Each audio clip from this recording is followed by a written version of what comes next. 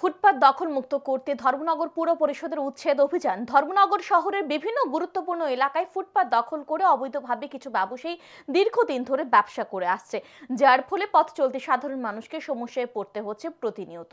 পুর পরিষদের পক্ষ থেকে এই ব্যবসায়ীদের বারে বারে সতর্ক করার পরেও কাজের কাজ কিছু হয়নি।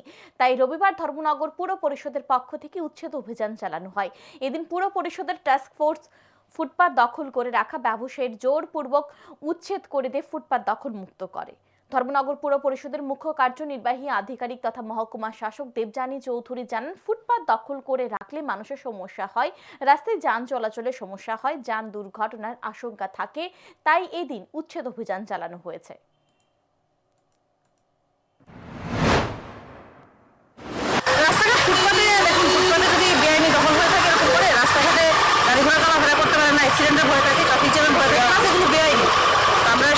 যেখানে যেখানে আছে এরকম ধর্মনগর মিউনিসিপাল কাউন্সিল এরিয়া আমরা সেগুলো উচ্ছেদ করার জন্য দিই। আচ্ছা ম্যাডাম, এখানে একটা অভিযোগ আসছে যে বাবুর বাজারের দিকে অনেক সবগুলি হবে সবগুলি হবে না।